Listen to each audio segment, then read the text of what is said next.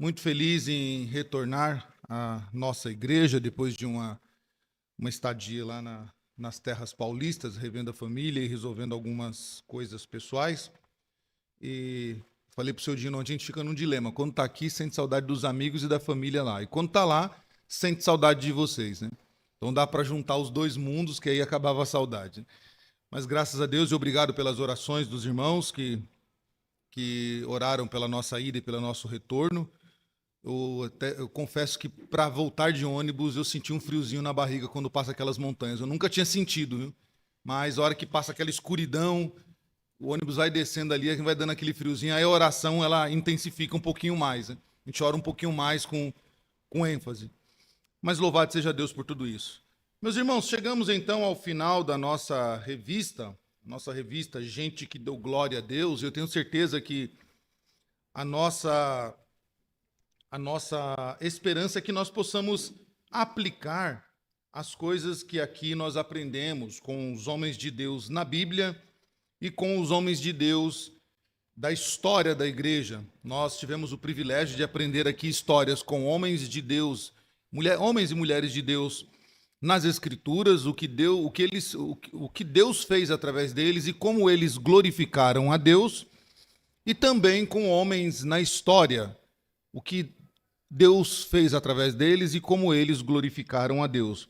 E nós encerramos, então, a nossa lição com esta história fantástica, né? E é interessante porque quando nós falamos de grandes personagens da história, pessoas que foram usadas por Deus, ou mesmo aquelas que tiveram uma grande contribuição, nós pensamos sempre em quem? Pessoas fervorosas na fé, pessoas de fibra, pessoas com uma capacidade de verbalizar o evangelho, ou seja, uma pessoa que tem uma capacidade de pregação, uma oratória boa. Mas nós quase não pensamos ou quase não imaginamos alguém que possa ser usado por Deus de uma forma tão objetiva e tão forte no campo intelectual. E quando a gente fala de intelectualidade, parece que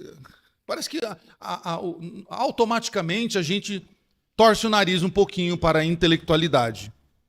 Parece que a gente não acredita de fato, ou se acredita, a gente tem as nossas dúvidas, de que uma pessoa possa ser usada por Deus, ou ela possa ser um instrumento de Deus no campo intelectual.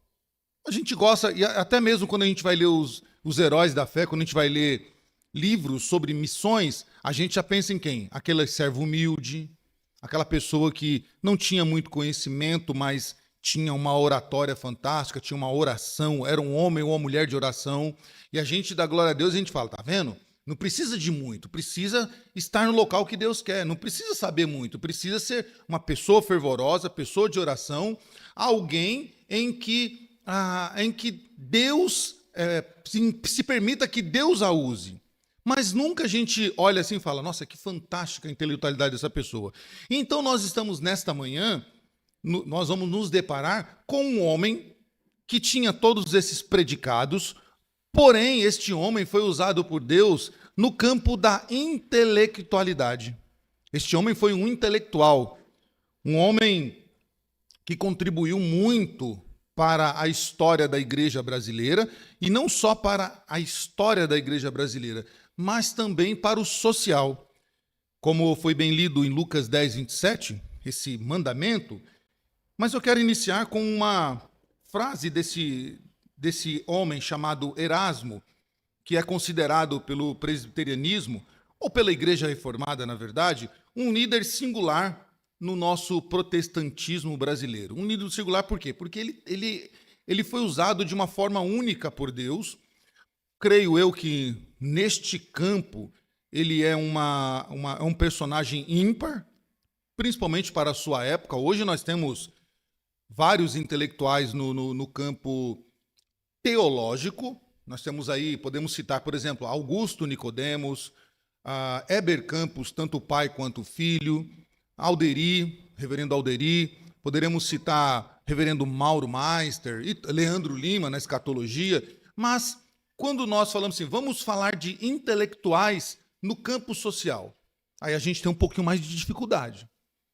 A gente tem um pouquinho mais de dificuldade de achar alguém fora do campo teológico sendo usado por Deus no campo intelectual. O Erasmo, então, ele foi um homem usado por Deus para não somente ser bênção dentro da igreja, mas também fora da igreja.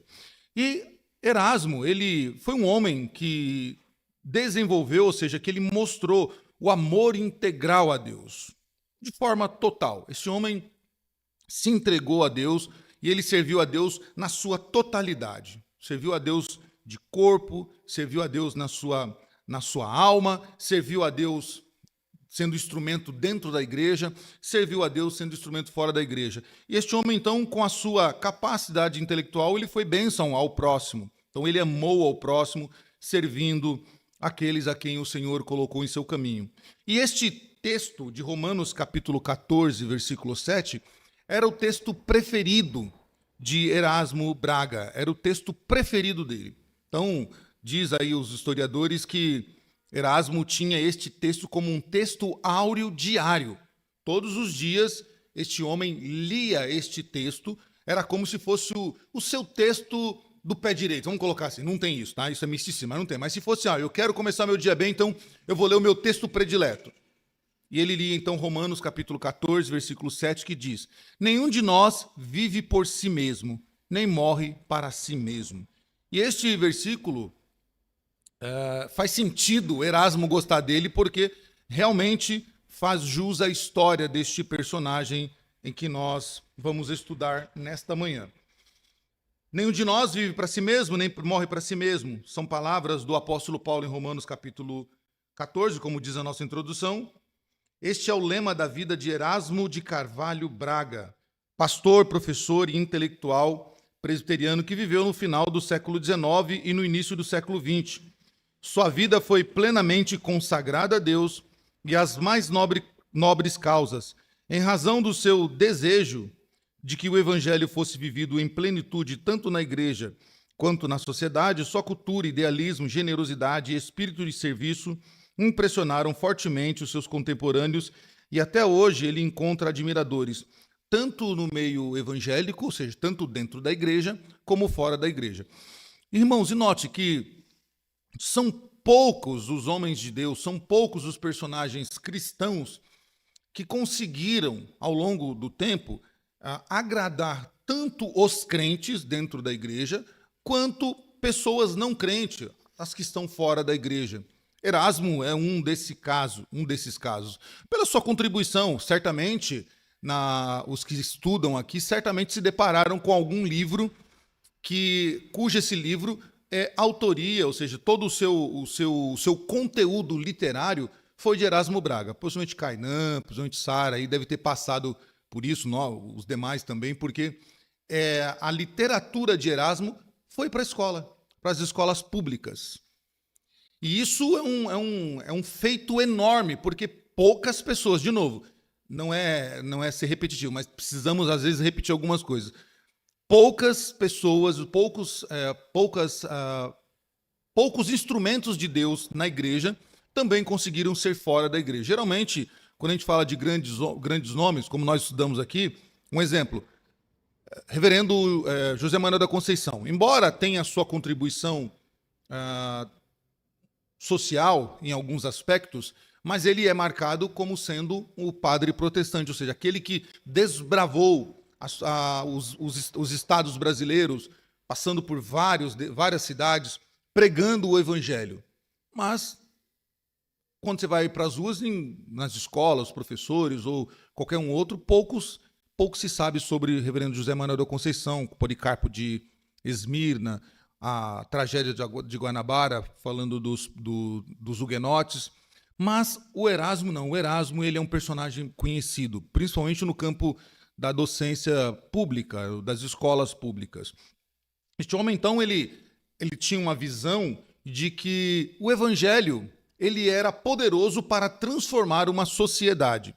Nós veremos isso um pouquinho mais à frente. Por causa da sua visão escatológica, ele entendia que quanto mais o evangelho fosse pregado, mais uma comunidade, mais uma cidade, por ser grande ou pequena, ela sofreria não é qualidade, fugiu a palavra, ela sofreria os benefícios do evangelho. Então, uma vez pregado o evangelho, uma vez ensinado o evangelho, aquela comunidade seria transformada. E esse homem, então, ele tem um olhar não só eclesiástico de ensinar a doutrina bíblica, ensinar a história das Escrituras, ensinar a doutrina, mas esse homem tem também o seu olhar fora das quatro paredes. Ele quer também levar Cristo para as pessoas comuns, ou seja, as pessoas não cristãs. E ele faz isso através dos seus escritos, através das suas obras, através da sua contribuição com o ensino público. Um pouquinho da biografia desse homem, então, para a gente se situar na história. Erasmo de Carvalho Braga nasceu dia 23 de abril de 1877, finalzinho do século XIX, na cidade de Rio Claro, São Paulo, filho de um ministro presbiteriano, reverendo João Ribeiro de Carvalho Braga, de origem portuguesa, o pai, convertido após ler uma Bíblia que havia sido vendida como papel de embrulho em 1871. Interessante, não foi? Foi? Tá. Interessante como Deus trabalha na vida de muitos homens de Deus. Nós já vimos em algumas lições passadas, e vejam só como essa conversão do pai do reverendo Erasmo acontece. Através de uma Bíblia que havia sido vendida como embrulho. Então, ali Deus começa a obra que ele quer fazer na vida de Erasmo, convertendo o seu pai através de uma situação diferente, uma situação não comum. E esse homem, então, lê a Bíblia, começa a estudar as Escrituras, se converte, e é filho também de dona Alexandrina Teixeira, uma mulher culta e piedosa, sempre atenta aos grandes problemas contemporâneos da sociedade. E é muito interessante a família de Erasmo, por isso que eu fiz questão de colocar a origem dos seus pais, porque Erasmo vai adquirir o seu conhecimento teológico, a sua envergadura teológica, vai ser herança do seu pai, que tornará-se um grande estudioso das Escrituras. Ele vai aprender a temer a Deus, de fato, com o seu pai, que vai ensinar a ele toda a doutrina bíblica, mas o lado social, o lado mais piedoso e o lado culto, o lado acadêmico, ele vai herdar da sua mãe, que diz os historiadores aí que ela era uma pessoa de muita qualidade intelectual. Era, de fato, alguém que se preocupava com as pessoas fora da igreja. E Erasmo vai, então, adquirir do seu pai e da sua mãe as qualidades que eles possuíam, os dons que Deus deu a eles, e Erasmo vai, então, dar continuidade à pregação do evangelho fiel às Escrituras, e ele vai se entregar a Deus de forma plena, total, e vai também cumprir lá Lucas 10, 27, amando ao próximo, servindo a sociedade com a sua intelectualidade, a sua contribuição pedagógica.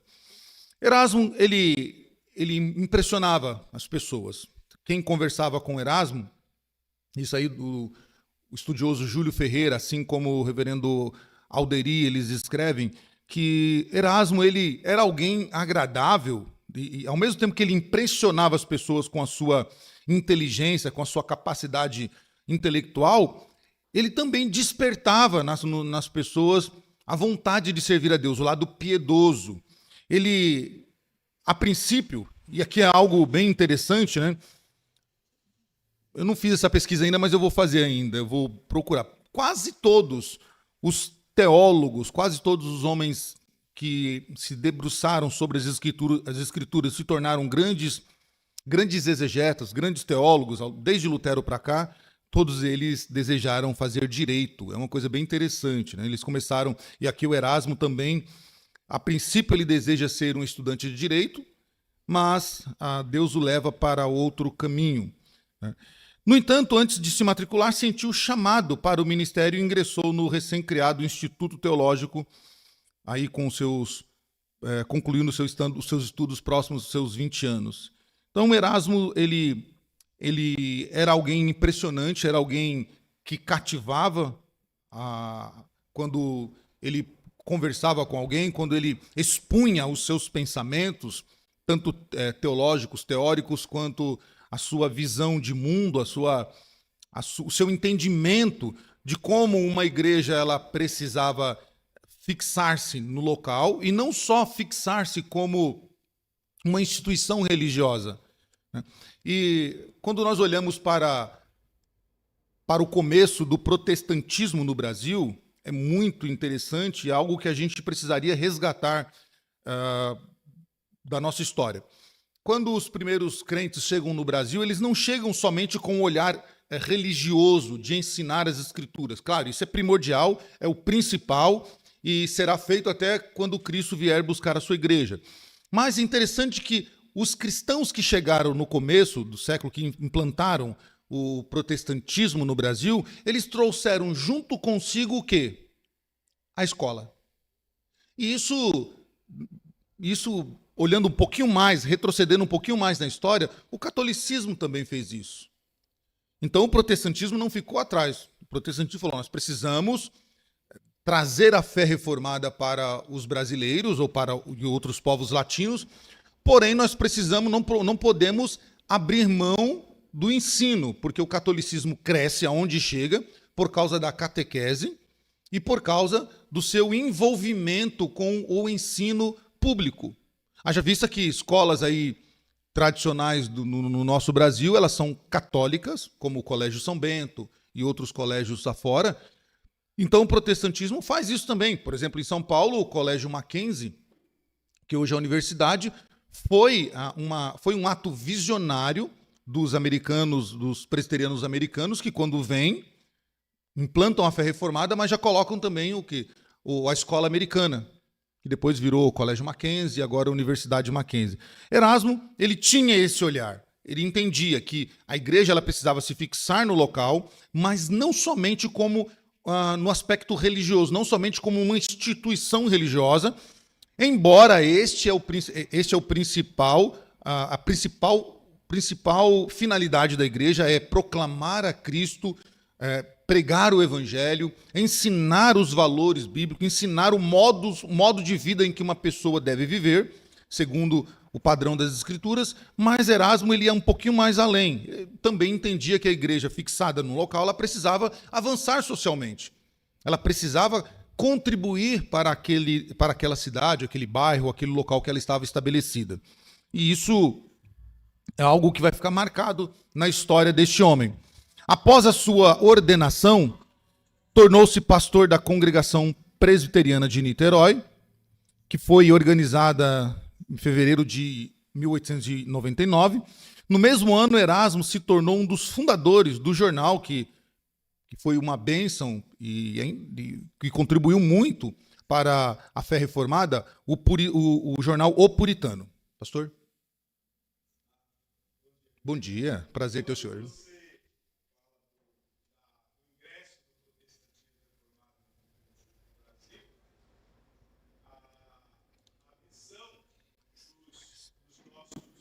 Irmãos que chegaram aqui inicialmente, na verdade, não está ligado com a preocupação primária, entre aspas, de concorrer ou de imitar o catolicismo. Sim. Mas isso já vinha na raiz do próprio presbiterianismo, a herança de Calvino que nós já tínhamos, e muitos chamam de cuidado integral. Sim. Né? E o lema, já desde aquele tempo, era de que ao lado de uma igreja, uma escola. E isso fez com que, no caso da igreja presbiteriana, em si, particularmente agora falando, ela se destacasse muito no seu tempo. Daí o resultado dessa preocupação que você coloca agora, de bons colégios, de boa faculdade, é porque a igreja teve esse cuidado de não lidar apenas com o espiritual, mas cumprindo os 3 mandatos lá, né? Sim. Dentre eles o social e a preocupação da igreja em preparar os seus membros também. Sim. Então, ele é uma herança vinda do calvinismo lá de trás que tinha esse próprio problema. Ao lado de uma igreja com a escola. Sim. E é interessante que quando nós regressamos na história, começando na Reforma, nós já vemos Lutero reformando a igreja, mas ao mesmo tempo social, com Catarina Vambora contribuindo com essa questão de ensinar às crianças não só a teologia, mas também matemática, português e outras matérias. Quando nós olhamos para o patrono da educação, que não é o Paulo Freire, pelo amor de Cristo, mas, por exemplo, Comênios, João Comênios, quem era João Comênios, que está aí na boca do povo social? Um crente reformado. Um crente reformado. Alguém que hoje é conhecido nas escolas como um educador, mas eles não têm essa informação de que Comênios ele é um protestante, um reformado e um homem crente, de fato. Resgatar.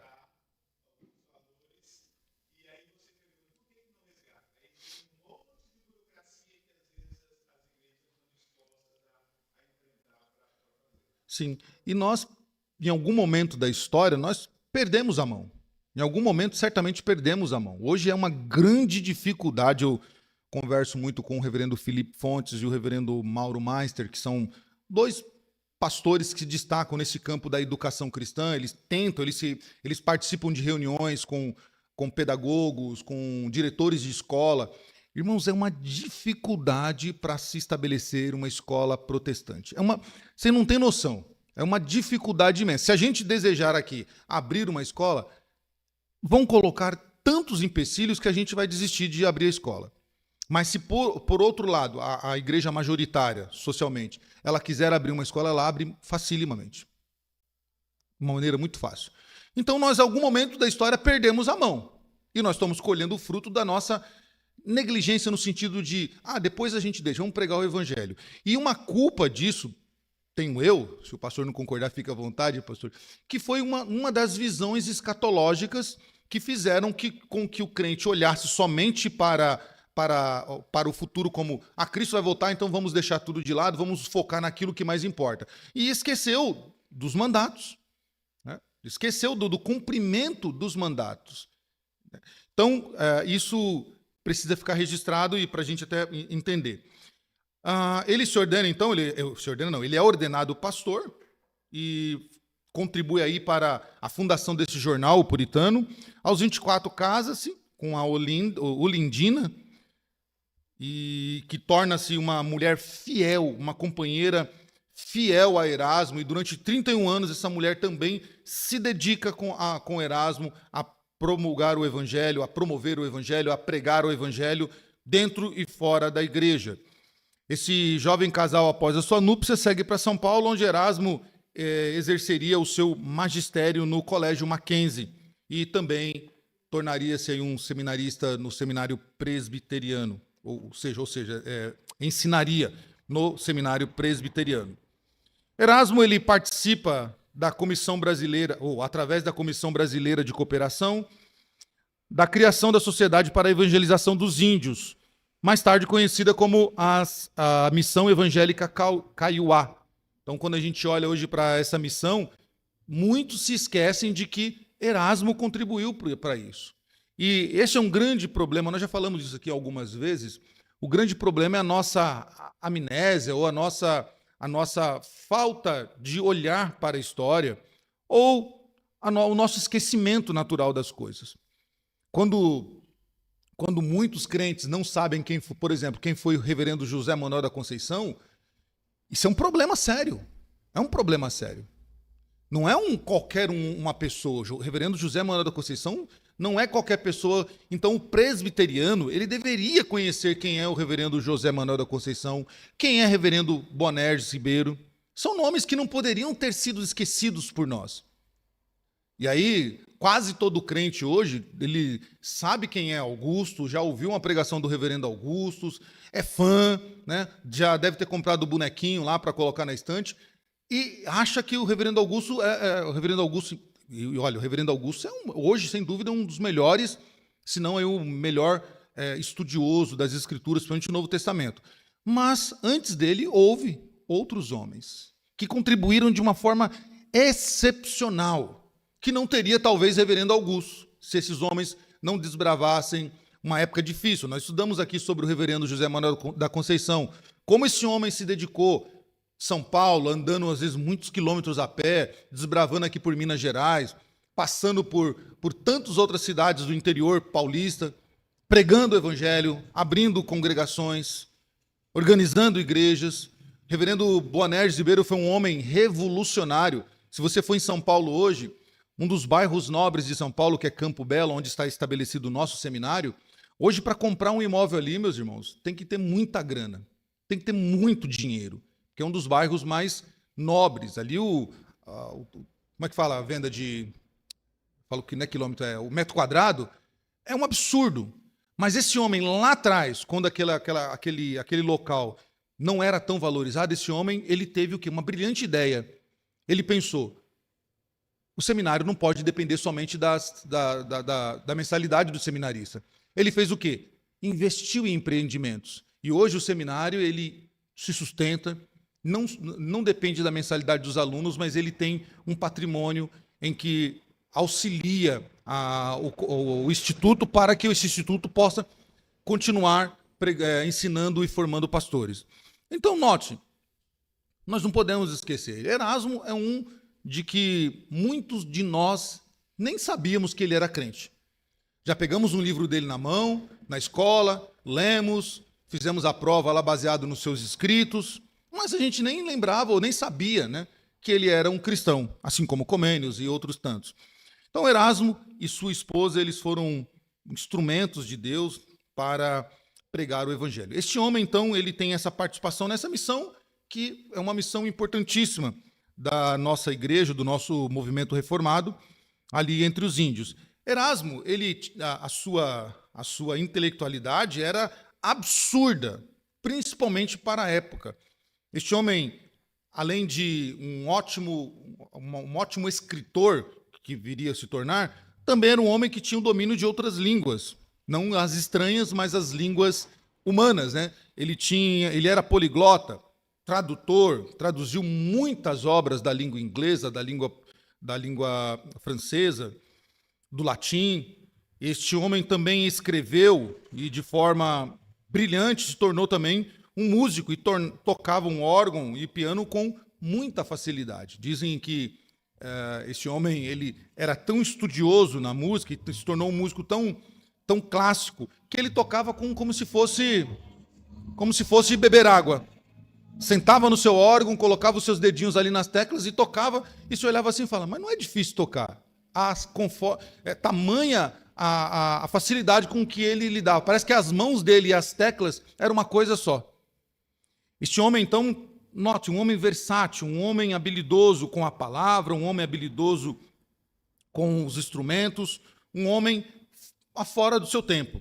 Abril de 32, este casal, eles adoecem de uma forma grave, lembrando que muitos dos nossos irmãos do passado, infelizmente, nasceram numa época em que a medicina não era tão avançada e tiveram sua vida, até de forma breve, né, ceifada pela morte. E o Erasmo e sua esposa falecem muito cedo, muito novo ainda, com 55 anos de vida, muito novo e ainda com muita estrada pela frente. Claro que eu sei que Deus tem os nossos dias todos contados e era esse o dia dele mesmo, mas olhando, poxa vida, com 55 anos ele contribuiu de maneira tão eficaz, né? E se tivesse vivido num tempo em que a medicina era um pouco mais avançada, talvez esse homem pudesse ter contribuído mais do que contribuiu. Mas Deus quis dessa maneira, e este homem, então, ele deixa um legado histórico, uma contribuição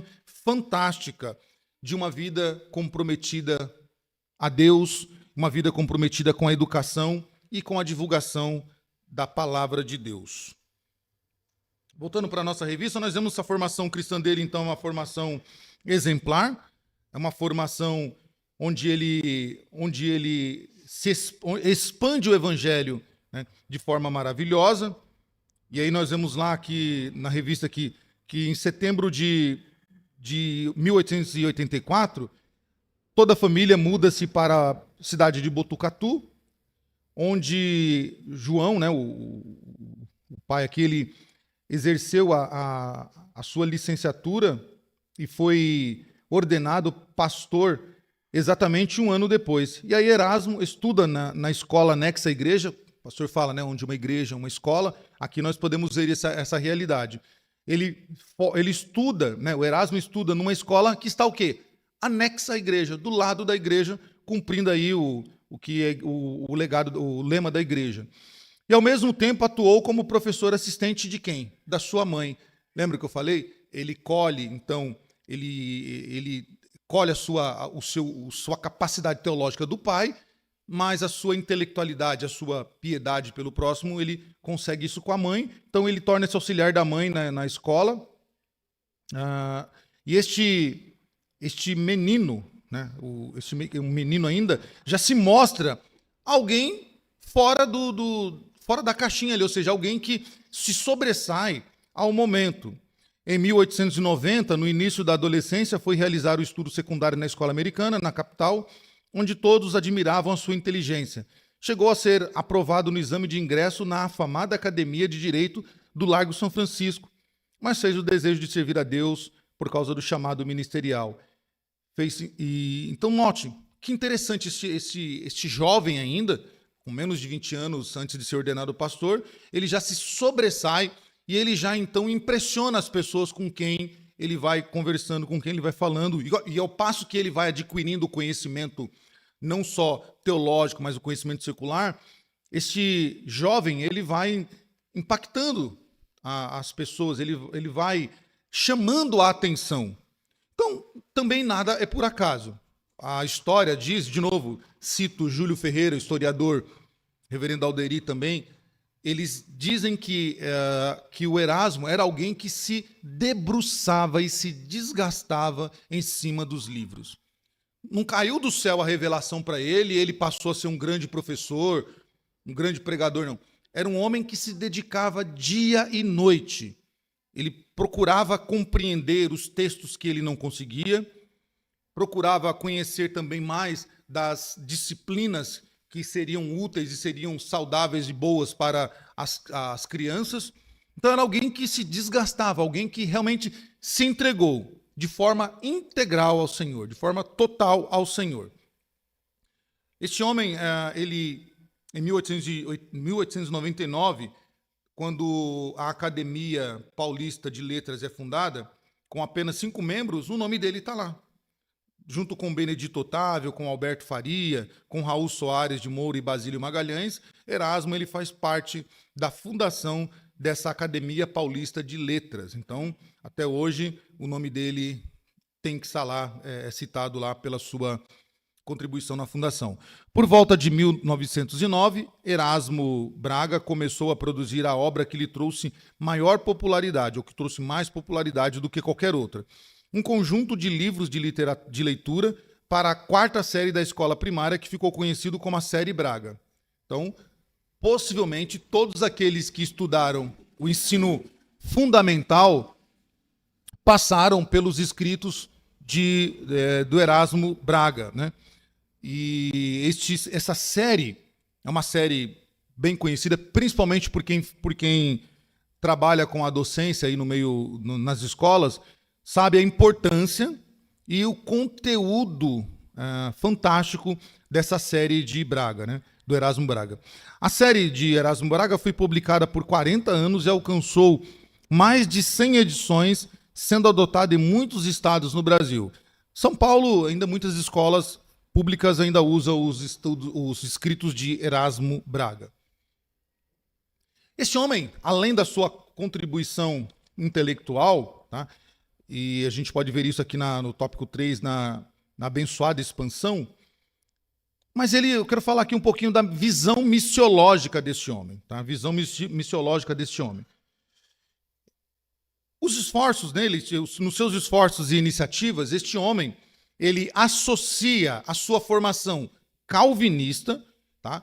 E quando a gente fala de calvinista, visão calvinista, de novo a gente precisa abrir um parênteses aqui. Quando a gente fala de Calvino, o que vem na nossa mente? Teologia. Vem institutas, vem predestinação, vem soberania de Deus, vem os 4 pontos os 5 pontos do calvinismo, né? 4 pontos de heresia, até os 5 pontos do calvinismo. Mas, gente, Calvino é um homem que contribuiu de forma brilhante para outras áreas da nossa vida. Por exemplo, André Bieler, que é um escritor que ele trabalha com a questão social, ele escreve, por exemplo, a contribuição de Calvino em uma época em que Genebra quebrou, a grande Genebra, na Suíça, ela quebra financeiramente, e Calvino, o sistema calvinista implantado na cidade de Genebra, contribui para o fortalecimento daquela cidade que estava falida, que tinha injustiças sociais, que tinha problemas, inclusive, no trato com a fé, e a contribuição de Calvino, né, aplicando ali o seu sistema econômico, e o livro dele é a contribuição de Calvino para o sistema econômico, ele trabalha com essa questão de que o calvinismo, essa visão social do calvinismo, foi a grande responsável, ou foi o grande sistema responsável por reerguer Genebra, e até hoje a cidade de Genebra respira por causa da visão calvinista implantada. E se você for ver, por exemplo, tanto na Suíça quanto na França, Estrasburgo, que é onde Calvino passa uma boa parte da sua vida, não foi só teologia, foi uma visão de vida, uma visão de mundo, que implantada nesses locais onde Calvino passou, deu resultado, deu certo. E uma das questões que o calvinismo trabalha é justamente a questão da educação. Educação secular, educação de matérias, né? Matemática, português, geografia, história, ciências. Então, o Erasmo, ele associa essa formação calvinista a alguns elementos positivos de movimentos como o evangelho social. E ele vai participar depois, aqui a gente vai falar de uma conferência ou de uma sociedade em que tem essa questão do social, do foco no social. E tendo em vista formular este projeto grandioso e ousado para as igrejas evangélicas. Então, o Erasmo é alguém que está pensando longe, está pensando grande, está pensando fora das 4 paredes. Ele associa algo esplêndido, algo bom, que é algo que serviu para a igreja reformada na Europa, especificamente França e Suíça, basicamente, se bem que a reforma luterana também foi algo que impactou a Alemanha, a República Tchecoslováquia, a antiga Tchecoslováquia e alguns outros locais, com a questão do ensinamento, do ensino público. Mas esse homem, o Erasmo, ele está pensando longe. Então ele associa isso com alguns elementos, veja, e nós já falamos isso, né? Toda verdade é verdade de Deus, isso era uma frase dita pelos reformados, e nós devemos tê-la como verdade, porque toda verdade é verdade de Deus. Ah, mas foi o fulano que falou. É uma verdade, não saiu dele, é verdade de Deus. Então, alguns movimentos religiosos da época, alguns movimentos, na verdade, o Erasmo olhou e falou assim, isso aqui é positivo, isso é bom, ainda que venha de uma outra área que não da área reformada, deixa eu pegar isso, associar com o modelo calvinista, e ele, então, de forma muito bíblica, pode-se dizer assim, e também com responsabilidade, ele associa isso e aplica para o crescimento das igrejas, para o avanço das igrejas. Então, ele tinha em vista, qual era a visão dele? Formular, estabelecer um projeto que, para a época, era grande, era ousado, né, para que servisse de benefício para a igreja evangélica. Analisando cuidadosamente a história das nações latinas, ele concluiu que elas haviam recebido uma formação inadequada nos aspectos religioso, social e cultural. Por quê? Se você for olhar para a história da América Latina, as igrejas que chegam no continente latino-americano, elas, de certo modo, irmãos, elas trazem uma visão religiosa muito mística, especialmente em alguns países como Chile, Argentina, aqui um pedaço do Brasil e no Uruguai, por exemplo. Tá? Mas você pode colocar aí também próprio Peru, Colômbia também. Então, o evangelho que chega nessas nações, principalmente, é um evangelho muito místico, fruto de movimentos, por exemplo, como o pentecostalismo, que, por exemplo, no Chile, torna-se, ele é institucionalizado como a religião oficial do Chile. Por volta de 1909, 1910, aí, ele é institucionalizado como religião oficial. Em outros lugares, nós temos movimentos americanos, que eles chamam lá resquícios do século XIX, tá? Em que se misturava muita coisa afro, tá? Com a religião, com a fé cristã, não a fé reformada, a fé cristã. Isso foi um grande desafio, não só para os crentes reformados que chegam algum tempo depois no Brasil, como Simonton, como os metodistas e os batistas já no final do século XIX. Foi um grande desafio. Erasmo, ele está pensando em algo grande para a igreja, esse enfrentamento com o ensino religioso equivocado, errado, e com muitas heresias sendo divulgadas nas Américas, na América Latina, especialmente Brasil. Social, então, ele entende que o que está sendo feito socialmente é algo inadequado, e aqui ele olha com uma visão mais nacional, mais Brasil, e da cultura. Tá? Então, ele consegue visualizar aqui 3 pontos de ensinamento, de não contribuição para a América, para os países americanos, latino-americanos, mas especialmente o Brasil, da qual é o objeto de trabalho dele. O religioso, uma religião mística.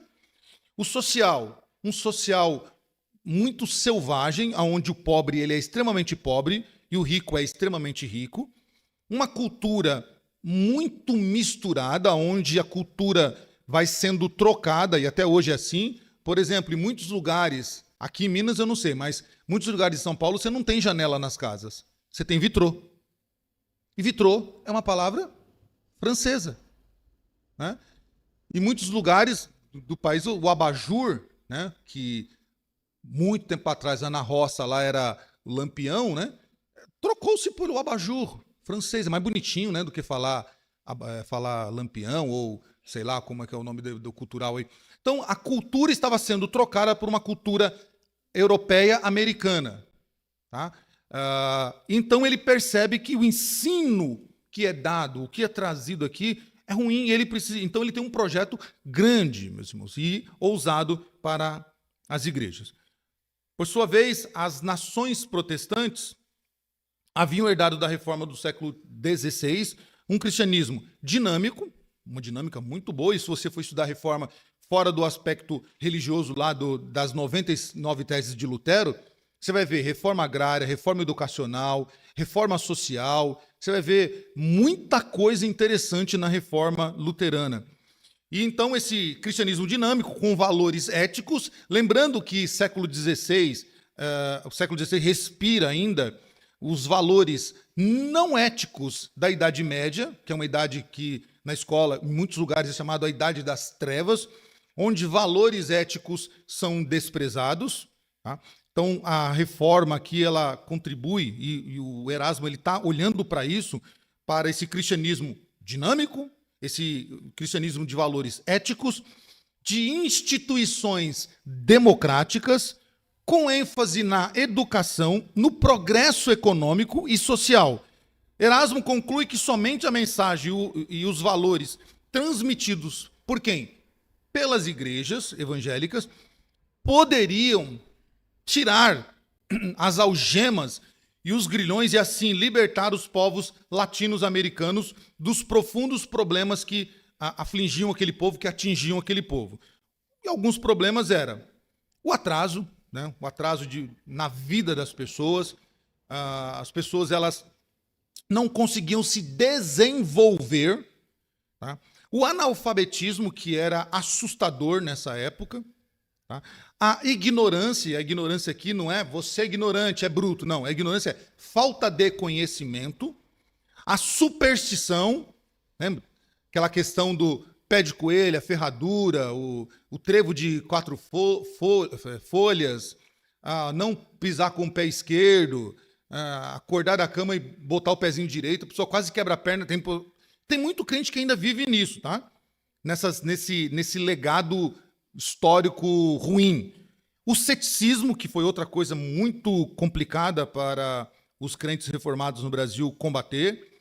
Então, vejam, ele quer trazer um projeto que vai combater esses problemas que afligiam os povos latinos-americanos e no campo de trabalho dele, os brasileiros. Na elaboração dessa proposta, um tema bíblico e teológico se tornou dominante: o reino de Deus. O reino de Deus para Erasmo era algo que, ao ser divulgado, ele traria então a libertação desses problemas que afligiam o povo. Porque o que é o reino de Deus? O reino de Deus é um local que não atrasa a vida das pessoas. As pessoas não têm este atraso. É um local onde não há a ignorância, não há a superstição, não há o ceticismo. As pessoas não serão analfabetas. Há um reino de paz. Há um reino de vida feliz, onde todos, de forma completa, eles viverão a vida perfeita. Este é o reino de Deus na visão aqui dos crentes. E então Erasmo está colocando isso. Precisamos estabelecer o reino de Deus para que esses problemas sociais sejam minguados. Deixa eu ver se eu pulei alguma coisa aqui. Tá. O objetivo, então, das igrejas, segundo Erasmo, seria qual? Pregar e viver o evangelho com uma intensidade, tá? E essa intensidade, ela levaria, então, a ponto de gerar uma profunda transformação na sociedade. Para ele, não bastava só pegar o microfone, colocar aqui, pregar o evangelho para crente. Ele entendia que o evangelho deveria ser pregado com uma intensidade a ponto de ser gerado nas pessoas uma transformação social, a ponto de gerar uma transformação social. E essa transformação social, ela seria como? Implantar o reino de Deus na terra. Era essa a ideia de Erasmo. O evangelho precisava ser pregado para que a sociedade fosse mudada, e então e essa forma seria implantar o reino de Deus na terra. Havia, então, requisitos para que as igrejas pudessem cumprir este papel. Elas deveriam desfazer-se do seu complexo de inferioridade em relação à igreja majoritária. Ela deveria sair da atitude de isolamento, ficar lá só no seu cantinho, pregando para crente, vivendo somente um mundo paralelo, né? Um mundo somente delas. Deveria estabelecer-se uma irmandade, criando laços com igrejas mais antigas. E o fim do século XIX e o começo do século XX foi um momento difícil para a igreja evangélica, porque com o surgimento de muitos ramos do cristianismo, as igrejas históricas, elas foram ficando meio isoladas. Talvez foi aí o tempo que nós começamos a perder a mão de algumas coisas. Surgiram as igrejas mais populares, pode assim dizer, as mais místicas, que apresentavam milagres prontos, que apresentavam grandes revelações divinas, vários pregadores, evangelistas que traziam a receita pronta, e um povo, então, que vivia nesses problemas de pobreza, desigualdade, tinham seus complexos, então eles abraçavam essa fé. Notem que, por exemplo, tá, uma questão só, o pentecostalismo, quando ele chega no Brasil, ele cresce de uma forma assustadora nos seus primeiros anos. Cresce, se você for pensar que ele chega em 1909, mas em 1910 é que chega a igreja maior que a Assembleia de Deus. Em apenas 20 anos, essa igreja cresceu assustadoramente, a ponto de se sobressair aos reformados no Brasil em apenas 20 anos. E nós já estávamos aqui há mais de anos aqui. 1836, é isso, né? Então, nós já estamos aqui desde 1836. os metodistas, os batistas depois. E a Assembleia de Deus, com o movimento pentecostal que está bombando lá nos Estados Unidos, lá na Rua Azusa, que teve todo aquele avivamento, toda aquela expansão para a Europa, jovens estão vindo da Europa para ir para os Estados Unidos trabalhar e aprender sobre a fé pentecostal. O seminário de Chicago está lotado com pessoas no corredor aprendendo esse impactar do Espírito Santo. Então, o Erasmo ele tem esse projeto de pregar o reino de Deus com intensidade, para que as igrejas então estabelecessem o reino de Deus, porém elas precisariam se desfazer do seu isolamento e se unir com essas outras igrejas, pegando o quê? Pegando aquilo que é positivo, aquilo que dá para se unir, tá? E então estabelecer aí um grande projeto para o avanço do reino de Deus na Terra através do ensino cotidiano, do ensino tradicional. As igrejas mais antigas então ficaram um pouco isoladas, deveriam dispor-se de ter uma presença forte e envolvente na comunidade. Elas precisavam atualizar os seus métodos e falar uma linguagem com que as pessoas pudessem identificar. Esse foi um outro problema que Erasmo detectou. Qual era o grande problema das igrejas históricas? A sua linguagem estava muito distante do povão. Muito distante. E só me parece, tá? A mim, que nós estamos resgatando isso, afastando um pouco o povo das nossas igrejas. Me parece, tá? Pelo que eu vejo. Tem locais que você entra para assistir um culto e que você sai com mais dúvida do que entrou. Porque a pessoa que está pregando, ela se preocupa tanto com o falar bonito, e falar bonito é diferente de falar difícil. Você pode falar bonito, fácil. Você pode falar bonito e complicar mais a vida da pessoa. Então, o pastor sabe, a gente aprende no seminário, uma das coisas que é combatido no seminário não precisa falar grego e hebraico na igreja, porque o povo aprendeu a ouvir em português.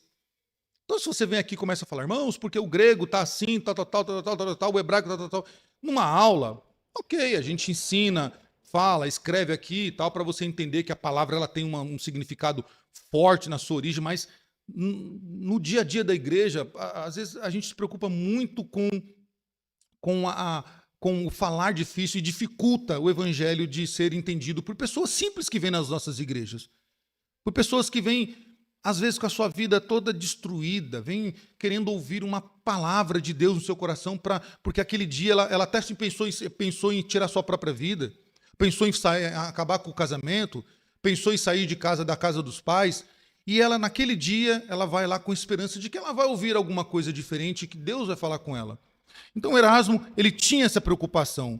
Ele entendia que a igreja precisava falar uma linguagem que as pessoas pudessem identificar. E notem, Erasmo é um crente reformado, um calvinista, alguém zeloso pelas escrituras, que durante toda a sua vida, diz ali, principalmente o historiador Júlio Ferreira, que ele não abriu mão das doutrinas elementares do evangelho. Este homem era crente. Ele não abriu mão. Em momento algum, este homem deixou de pregar a verdade. Em momento algum, ele abriu mão dos valores da fé reformada. De maneira alguma, ele deixou de pregar as escrituras para agradar alguém. Mas ele entendia que o evangelho pregado numa linguagem que as pessoas entendem, há eficácia na evangelização e na transmissão do conhecimento das escrituras. Durante alguns anos, os apelos de Erasmo receberam diferentes graus de receptividade nas igrejas protestantes, principalmente nas históricas. Aí cita-se presbiterianismo, metodismo e congregacionalismo e os episcopais. Porém, com o passar do tempo, a mentalidade paroquial e as diferenças doutrinárias, o temor no envolvimento da sociedade e os outros fatores levaram a um certo esfriamento do trabalho cooperativo. Ou seja, o grande projeto do Erasmo foi sendo minado por causa dessas diferenças doutrinárias e este medo que essas igrejas tinham de se envolver com a sociedade. Mas se eu me envolver com a sociedade, eu vou ser visto como apenas como uma instituição para ajudar as pessoas e não vai ter evangelho. Uma preocupação que ainda perdura nos dias de hoje. A igreja é para pregar o evangelho, se a pessoa quer uma ajuda financeira não, se a pessoa quer um auxílio social, ela vai procurar o CRAS, vai procurar uma ONG, vai procurar a prefeitura ou qualquer outro local. Tá? Então nós precisamos, na verdade, Erasmo, o projeto dele foi sendo, de certa forma, minado ou esfriou por causa desses temores e principalmente pelas diferenças doutrinárias. Esses problemas ocorridos nos Estados Unidos, que Erasmo já tinha detectado lá, também tiveram o seu impacto negativo, com a crise de 29, que abalou o mundo, né? E também com a controvérsia modernista, fundamentalista, de novas percepções acerca da missão da igreja, que foram sendo revisadas, principalmente por quê? Porque aqui o Erasmo ele vai ter uma visão pós-milenista. Tá? Neste final de século XIX, início do século XX, a visão escatológica, que praticamente é majoritária no meio cristão, é a visão pós-milenista. A visão pós-milenista é, ao passo que o evangelho vai sendo pregado, o mundo vai sendo transformado. Por quê? Quanto mais você prega o evangelho, então a pessoa vai aderindo ao evangelho, vai deixando de ter mais violência, mais criminalidade, menos pobreza, menos desigualdade, e etc, etc. Qual o grande problema do pós-milenismo? Qual o grande problema?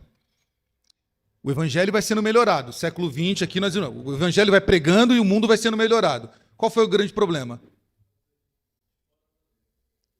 Então, houve 2 guerras mundiais que acabou com todo o sistema econômico, social no mundo. Depois da Segunda Guerra, então, aí, praticamente essa visão pós-milenista, que é interessante, eu acho que quase todo cristão, quando ele começa, que ele se converte nos seus primeiros passos de fé, ele é um cristão pós-milenista, mas depois ele vai ver, ele acaba mudando e vê que não dá. Essas 2 guerras, principalmente, e as muitas outras coisas que aconteceram no mundo no final do século XIX para o início do século XX, minaram esse pensamento escatológico de que o mundo melhoraria com a pregação do evangelho. Erasmo, ele contribuiu, e aí o nosso tópico 4 fala da herança dele, certamente nós temos muito para falar da herança de Erasmo. Erasmo, ao longo dos anos, produziu muitos escritos reveladores de sua convicção nos seus ideais para a Igreja Evangélica Brasileira.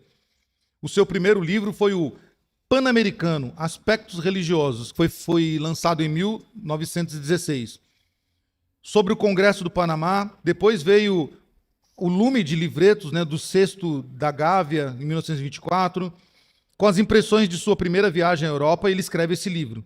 Nos anos 20, ele publicou 8 edições do livro do professor, contendo ricos materiais bíblicos e didáticos para a escola dominical.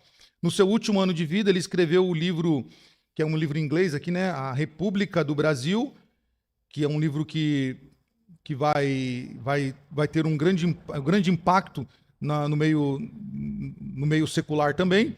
Esse livro vai falar sobre um levantamento da situação religiosa no Brasil, quando ele escreve lá em 32. Aqui em 32, nota, ele já tem uma visão bem interessante de como o Brasil, do estado, da situação religiosa no Brasil. Ele já tem um estabelecimento histórico das igrejas históricas aqui, presbiterianas, batistas principalmente. Ele já tem, 32, aqui nós já temos um processo no pentecostalismo que é a sua chegada e implementação, né, a fundação de escritos pentecostais, e especificamente o jornal e o inário, no ano de 1920, o inário pentecostal, e em 1930, acontece algo que provavelmente, com certeza, Erasmo detectou. Foi o primeiro racha no movimento pentecostal, que foi a expulsão dos pastores americanos e a igreja entregue aos pastores brasileiros. Então ele presencia tudo isso, o surgimento de outras seitas que estão vindo, e ele escreve esse livro que é interessantíssimo para o conhecimento de como o Brasil estava naquela situação. E ele aqui, então, nesse livro, ele antecipa, né, ou antecipando um grande congresso mundial de escola dominical, queria se realizar no Rio de Janeiro. Depois, né, póstumamente, foi publicada a obra dele, A Religião e Cultura, no ano de 44, com muitos textos significativos da sua lavra. Também deixou inúmeros artigos em periódicos evangélicos da sua época, tanto brasileiros quanto americanos. Erasmo viveu apenas 55 anos, como já foi dito. Sua morte foi prematura, resultado de desgastes sofrido no trabalho cooperativo. Assim como os nomes que nós já estudamos na nossa escola dominical, Reverendo José Manuel da Conceição, Policarpo e alguns outros personagens, Erasmo, ele é um homem que se dedicou muito à obra, se dedicou muito aos seus escritos e também vacilou, não cuidou um pouco da sua saúde. O lema da sua vida e ação foi o texto de Romanos 14 que nós lemos. Nenhum de nós vive para si mesmo e nem morre para si mesmo. Vivemos para Cristo e morremos para Cristo. Seu caráter nobre e idealista, sua dedicação a Cristo e ao Espírito conciliador o qualificaram para criar um ambiente mais fraterno e generoso do protestantismo na sua época. O grande desejo de Erasmo era que o evangelho redimisse os indivíduos e a sociedade, né, motivando assim as igrejas a se envolverem de modo coerente com o mundo. Né? Ele era um cara que gostaria que o altruísmo fosse visto, era um homem criativo e era um homem dedicado ao povo. Ele pode ter sido um pouco ingênuo, talvez, em algumas de suas expectativas, principalmente nessa de tentar chamar para o seu grande projeto algumas outras vertentes do cristianismo. Talvez ele tenha sido ingênuo, talvez ele foi até muito otimista, mas ninguém jamais questionou a seriedade, sinceridade e dedicação com que ele buscou esses objetivos.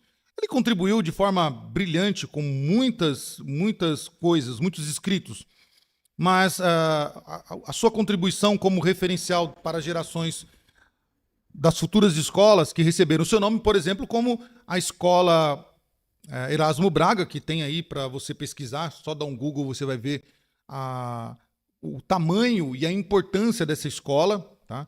Do Instituto Cultural, que recebe o nome dele, escolas estaduais, colégios estaduais, né, principalmente esse do Rio de Janeiro, que é bem conhecido, tá? E entre outras coisas. O desejo dele era que o evangelho realmente redimisse as pessoas. Ele contribui, então, com escritos, com a sua visão social. Ele é um homem que está além do seu tempo, tá? E é um homem que tinha uma ideia interessante. A ideia de Erasmo, entre as suas muitas ideias, a ideia dele era que houvesse uma cristianização da ordem social. Ele entendia que o social precisava ser cristianizado, ou seja, a igreja precisaria avançar fora das suas portas. A igreja precisaria ter relação com o comércio, com o dono da padaria, com o dono do queijo lá, com o motorista de ônibus, com a escola. Então, Erasmo, ele entendia que o cristianismo era muito grande e muito excelente para ficar preso em quatro paredes. Este homem era muito semelhante à teologia do evangelho social, cujo principal representante era esse norte-americano Walter Rauschenbusch, tá? Que tinha uma questão do evangelho social, porém a de Erasmo era não deixar que o evangelho fosse contaminado pelo social, mas levar o social às ideias do evangelho, à pureza do evangelho, à ética do evangelho. Então o lema dele qual era? Servir a comunidade é um modo esplêndido de testemunhar a Cristo, tanto na vida privada quanto na vida pública. Aplicando para nossas vidas, meus irmãos, de tudo que a gente viu até aqui, quando nós olhamos para os exemplos da fé, a entrega no serviço ao Senhor, como Policarpo, a história fantástica de Policarpo, né? Um homem que mesmo diante da morte, ele não abre mão da sua fé, ele não volta nas suas convicções. Como os jovens da Guanabara, que ao serem questionados da sua fé, recebem um documento ali para negarem a fé, o que eles fazem? Uma confissão de fé, que até hoje nós a estudamos. Como George Butler e Neville Lela, que mesmo diante das afrontas, mesmo diante do perigo, esse homem, um dá a sua vida para que o outro sirva a Deus como um excelente médico e muitas vidas sejam salvas através do testemunho, através da instrumentalidade desse homem. Ou como José Manuel da Conceição, que ao se converter passa por todos os locais onde outrora ele pregou um falso evangelho e agora ele prega o verdadeiro evangelho, doando-se, dando a sua vida para a causa nobre do evangelho. Ou como vários heróis da fé, da quais nós estudamos, de Ana a Daniel, a Moisés, a Abraão, a tantos outros que as Escrituras nos apresentam. Com isso, nós precisamos nos dispor ao trabalho evangelístico e missionário. E isso deve ser feito como? Com fé e disposição no coração. Nós precisamos avançar o campo evangelístico e o campo missionário. Só que isso deve ser feito com fé e disposição no coração. Sabendo o quê? Sabendo que nós temos uma responsabilidade, e essa responsabilidade, ela vem com desafios, e com os desafios de que a obra evangelística e missionária requer de nós. Nós precisamos ter esse consentimento. Com isso, então, nós precisamos fazer duas reflexões que são básicas que nós aprendemos nesta lição. Primeiro, como podemos glorificar a Deus empregando os dons e talentos que Ele nos deu? Como nós podemos pegar aquilo que Deus nos deu, esse dom que Deus te deu, esse talento que Deus te deu, como eu posso usar isso para glorificar a Deus? Segunda reflexão que nós devemos fazer com o que nós aprendemos. Como desenvolver o amor por Deus e ao próximo para a glória do Deus vivo? Como nós podemos, então, desenvolver esse amor por Deus e ao próximo de forma que isso glorifique a Deus, ao nosso Senhor, que vive para todo sempre? São reflexões que devemos fazer, irmãos, para que nós possamos olhar para a história e ver homens como o Erasmo, aplicando na nossa vida, nos dias de hoje, onde Deus nos colocou, para que também sejamos bênção e também, como diz o tema da nossa revista, gente que glorifica a Deus. O próximo nome, que não tem aqui na revista, pode ser o seu. Pode ser o seu. Na história de Deus, no livro de Deus, pode ser o seu. O homem ou a mulher que glorificou a Deus na cidade de Dionísio, promovendo o evangelho, pregando a palavra, levando pessoas a conhecimento das Escrituras, saindo das quatro paredes. Finalizando, meus irmãos, muitas obras aqui de Erasmo nós temos, né? As principais são essa do Protestantismo e a Sociedade Brasileira, a República do Brasil, mas ele escreveu muitas outras obras que vai estar disponível para você depois dar uma pesquisadinha e conhecer um pouco deste homem. Que Deus nos abençoe, que o Senhor continue nos abençoando, continue nos dirigindo e que o que aprendemos da primeira lição até aqui não vá lá para a estante e fique jogado lá, mas que nós venhamos aplicar porque nós temos desafios e um desafio muito grande pela frente e é aqui que o Senhor nos colocou para que nós sejamos também bênção.